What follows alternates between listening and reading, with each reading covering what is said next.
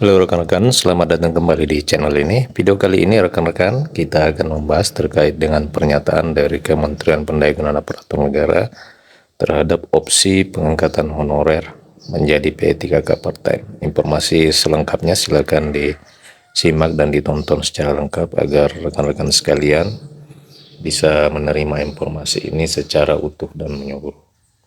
Rekan-rekan sekalian, Kementerian Pendayagunaan Aparatur Negara dan Reformasi Birokrasi menyebutkan bahwa opsi atau konsep kebijakan pegawai pemerintah dengan perjanjian kerja paruh waktu atau part-time itu merupakan sebuah keadilan bagi para tenaga honorer. Di dalam revisi Undang-Undang ASN terkait dengan konsep P3K sesuai dengan apa yang disebutkan oleh Deputi Bidang Sumber Daya Manusia Alex Denny, memungkinkan untuk bekerja secara waktu. Menurut Alex, pemerintah saat ini diperhadapkan pada persoalan terkait banyaknya para tenaga honorer yang data sementaranya itu berjumlah sekitar 2,3 juta orang.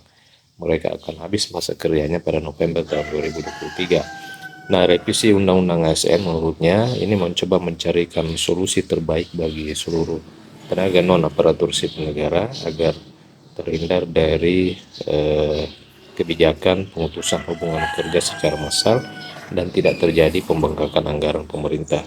Tidak kalah penting, ia pun memastikan bahwa pendapatan yang diterima para pekerja honorer selama ini tidak akan turun dengan adanya revisi Undang-Undang ASN, sehingga tidak perlu dikhawatirkan terkait dengan hal itu.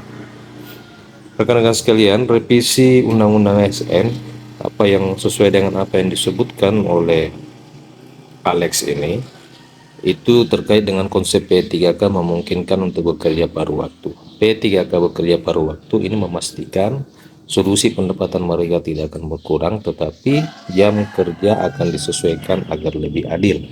Jadi antara pendapatan dan jam kerja ini disesuaikan, sehingga menurut Alex kebijakan P3K paruh waktu ini merupakan sebuah keadilan bagi para tenaga P3K, sehingga dengan konsep part-time itu tenaga honorer ini bisa memaksimalkan waktu yang dimiliki untuk mencari tambahan penghasilan setelah jam kerjanya di instansi pemerintahan telah usai. Misalnya saja guru di daerah tertentu, sebagai contoh untuk guru matematika yang dapat kelas cuma 2 kali seminggu dengan paruh waktu, selain mengajar di situ bisa juga ngajar di sekolah swasta, madrasah atau buka les. Jadi ini konsep yang diharapkan oleh Kementerian Pendayagunaan Aparatur Negara dari contoh kasus untuk jabatan tenaga honorer guru yang hanya dapat kelas cuma 2 kali dalam seminggu, sehingga selebihnya itu ia bisa mengajar atau mencari pekerjaan lain selain statusnya sebagai seorang tenaga P3K. Ia bisa mengajar di sekolah swasta, madrasah ataupun buka les untuk mencari pendapatan lain di luar pendapatannya sebagai seorang P3K. Dengan konsep kerja penuh waktu seperti selama ini, tenaga honorer itu wajib berada di instansi tempatnya bekerja selama jam kerja penuh, padahal tugasnya pun tidak seharian penuh. Selain itu, Alex juga mengatakan bahwa konsep P3K part-time ini bisa diterapkan hampir di seluruh bidang pekerjaan, mulai pemerintahan, pendidikan, hingga kesehatan, sehingga tidak menuai kendala berarti. Nah, rekan-rekan sekalian, demikian informasi terkait dengan konsep P3K paruh waktu yang dianggap sebuah keadilan bagi para tenaga honorer.